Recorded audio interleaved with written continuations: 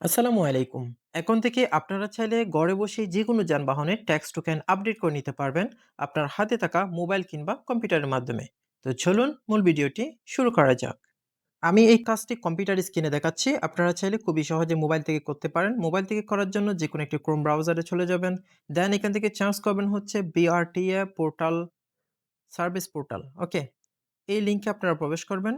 প্রবেশ করার পরে এখানে 3 ডট মেনু দেখতে পাচ্ছেন। 3 ডট মেনু থেকে আপনারা ক্লিক করে ডেস্কটপ মোডটা অন করে দিবেন। এরপর থেকে যে প্রসেসগুলা রয়েছে সেগুলা আমার সাথে মিল রয়েছে। কম্পিউটার স্ক্রিন থেকে আমি সরাসরি একটি ব্রাউজারে চলে যাচ্ছি। ব্রাউজারে যাওয়ার পর এখান থেকে আমি চার্জ করব বিআরটিএ সার্ভিস পোর্টাল। এটি লিখার পর আপনারা দেখতে পাচ্ছেন উপরে একটা লিঙ্ক চলে এসেছে। এই লিঙ্কে আমরা ক্লিক করব। ক্লিক করার পর আপনাদের সামনে ঠিক এই ধরনের একটি ইন্টারফেস শো করবে। শুরুতেই যেহেতু আমাদের কোনো অ্যাকাউন্ট নেই, তাই আমরা এখানে নিবন্ধন করুন অপশনে ক্লিক করে দিব। নিবন্ধন করার জন্য এখানে প্রথমত দেখতে পাচ্ছেন জন্ম তারিখ অর্থাৎ ডেট অফ বার্থ দিতে হবে। এরপর মোবাইল নাম্বার, তারপর জাতীয় পরিচয়পত্র, তারপর হচ্ছে যে আপনার এখানে একটা সিকিউরিটি কোড দেওয়া হয়েছে, সেই সিকিউরিটি কোডটা ওখানে বসাতে হবে। বসানোর পরে অনুসন্ধান অপশনে ক্লিক করলেই আপনার এখানে যে অ্যাকাউন্টটা রয়েছে, সেই অ্যাকাউন্টটা কিন্তু খুলে যাবে। আশা করি প্রসেসটা আপনারা পারবেন। তো এখন যেহেতু আমার কাছে অলরেডি অ্যাকাউন্ট করা আছে, আমি সরাসরি এখান থেকে লগইন করব। লগইন করার জন্য এখানে প্রবেশ করুন যে অপশনটি রয়েছে, সেই অপশনে আমি ক্লিক করে দিব। আপনারা অ্যাকাউন্ট করার সময় যে ইউজার নেম অর্থাৎ ইমেইল অথবা মোবাইল নাম্বার দিয়ে করেছেন এবং পাসওয়ার্ডটি দিয়েছেন, সেটি দিয়ে এখানে প্রবেশ করবেন। প্রবেশ করার পর আপনাদের সামনে ঠিক এই ধরনের একটি ইন্টারফেস দেখাবে। যেহেতু আমরা এখানে ট্যাক্স টোকেন আপডেট করব, তাই আমাদের যানবাহনের যে তথ্যটি রয়েছে, সে তথ্য এখানে সংযুক্ত করতে হবে। তথ্য সংযুক্ত করার জন্য আমাদের মোটরযানের যে তথ্য অপশনটি রয়েছে, সেই অপশনের উপর একটা ক্লিক দিয়ে দিব। ক্লিক দিলে আপনাদের সামনে ঠিক এই ইন্টারফেসটা আসবে। এখানে বলা হচ্ছে কোনো তথ্য পাওয়া যায়নি। অর্থাৎ আমাদের এখনো কোনো যানবাহন এখানে সংযুক্ত করিনি। সংযুক্ত করার জন্য মোটরযান সংযুক্তকরণ যে অপশনটি রয়েছে, সেই অপশনে একবার ক্লিক করব। এরপর মোটরযান অনুসন্ধানে রেজিস্ট্রেশন নম্বর, উৎপাদনের বছর, চেসিস নম্বর, ইঞ্জিন নম্বর এই ৪ টা জিনিস প্রোভাইড করে আমরা অনুসন্ধান অপশনে ক্লিক করব। ক্লিক করার পর অটোমেটিক্যালি মোটরযান সংযুক্তকরণের অপশনে এখানে আপনার যে কালি ঘরগুলো রয়েছে সেগুলা পরিপূর্ণ হয়ে যাবে। এখানে একটা জিনিস লক্ষ্য রাখবেন, সেটা হচ্ছে মালিকের নাম মিল পাচ্ছেন কিনা। আপনাদের মালিকের নামের সাথে যদি ঠিক থাকে তাহলে সংযুক্তকরণ অপশনে ক্লিক করে দিবেন।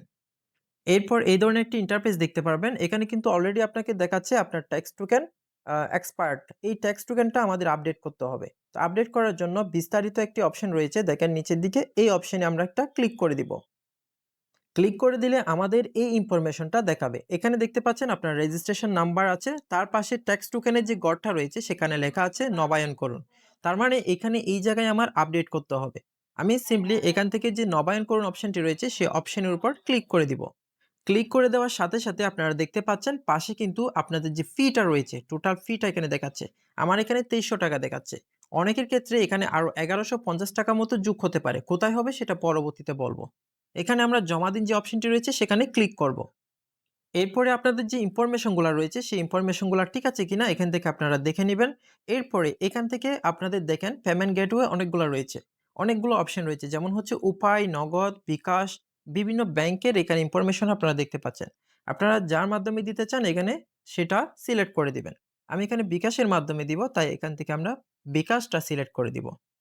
বিকাশ সিলেক্ট করার পরে আমরা যদি একটু উপরের দিকে যাই, এখানে দেখেন কনভেনিয়েন্স একটা ফি যুক্ত করেছে। অর্থাৎ বিকাশের যে একটা ফি রয়েছে সেই ফিটা ৳৩৪ ৫ পয়সা বা ৫০ পয়সা এই ধরনের দেখাচ্ছে।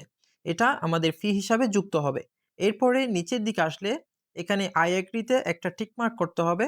টিক মার্ক করার পর নিশ্চিত যে অপশনটি রয়েছে এখানে একটা ক্লিক দিব। ক্লিক দেওয়ার পরে এখানে আমাদের পূর্বের যে কিছু ইনফরমেশন পরিপূর্ণ থাকবে। আরো কিছু ইনফরমেশন এখানে যুক্ত করতে হবে। যেমন এখানে ডিভিশন, ডিস্ট্রিক্ট, থানা, পোস্ট অফিস এই সবকিছু আমার পূর্ণ করতে হবে। আমি সবকিছু এখান থেকে পূর্ণ করে ফেলি। সবচাইতে ইম্পোর্টেন্ট পার্ট হচ্ছে এখানে পোস্ট অফিস এবং ডিটেইলস অ্যাড্রেস। এই ২ টা জিনিস অবশ্যই আপনাকে ঠিক মতো দিতে হবে। কারণ পোস্ট অফিসের মাধ্যমে আপনার ট্যাক্স টোকেনটা আসবে। ডিটেইলস অ্যাড্রেসে আপনার যে বর্তমান ঠিকানা রয়েছে সেই ঠিকানাটা এখানে উল্লেখ করে দিবেন। সব ইনফরমেশন দেওয়ার পরে এখান থেকে সাবমিট অপশনে ক্লিক করে দিবেন।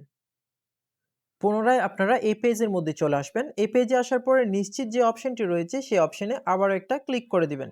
ক্লিক করে দিলে দেখবেন এখানে পেমেন্ট গেটওয়ে খুলে গেছে। এখন সর্বপ্রথম আপনার যে বিকাশ নাম্বারটি রয়েছে সেই নাম্বারটি এখানে দিবেন। এরপরে বিকাশ নাম্বারে একটি ভেরিফিকেশন কোড দিবে, সেই কোডটি দিবেন। এরপরে আপনারা আপনাদের যে পাসওয়ার্ডটি রয়েছে সেটি দিয়ে কমপ্লিট করে ফেলবেন। এখানে উপরের দিকে দেখতে পাচ্ছেন your payment is successful. Please click here to get money receipt. Money receipt নেওয়ার জন্য এখানে হেয়ার অপশনে ক্লিক করতে বলা হচ্ছে। তো আমরা এখানে হেয়ার অপশনে ক্লিক করে দিব। ক্লিক করার পর এইখানে যে আপনি এই বর্তমানে যেই ট্যাক্স টোকেনটা নবায়ন করেছেন, এখানে দেখেন এর পাশে একদম ডান পাশে প্রিন্ট রিসিপ্ট নামে একটা অপশন রয়েছে। এই অপশনে ক্লিক দিলে আপনার যে রিসিপ্টটি রয়েছে সেটি দেখাবে। এখান থেকে আপনারা ডাউনলোড করতে পারবেন। ৩ থেকে ৭ দিনের মধ্যে আপনারা ডাকযোগের মাধ্যমে আপনাদের ট্যাক্স টোকেনটি পাবেন। এর মধ্যে যদি আপনার এমার্জেন্সি হয়ে থাকে তাহলে আপনারা এখানে দেখতে পাচ্ছেন আম ট্যাক্স টোকেন সার্টিফিকেট একটি অপশন দেখতে পাচ্ছেন। এই অপশনে একটা ক্লিক দিবেন। ক্লিক দিলে এখানে একটি ট্যাক্স টোকেন সার্টিফিকেট দেখতে পাবেন। এটি আপাতত আপনারা সাথে রাখতে পারেন। যাদের কাছে ট্রাস্টিবোর্ড সার্টিফিকেট করা ছিল না তারা কিন্তু এখান থেকে ৳১১৫০ র মতো একটা ফি থাকে। সেই ফিটা দিয়ে ট্রাস্টিবোর্ড সার্টিফিকেট করে নিতে হবে। এটা মেক্সিমাম ক্ষেত্রে গাড়ি রেজিস্ট্রেশনের সময় অনেকে পে করে, অনেকে পে করে না। সেক্ষেত্রে যারা পে করবে না তাদের অবশ্যই এটা পে করতে হবে। এটা পে করার পরে আপনারা নবায়ন করতে পারবেন।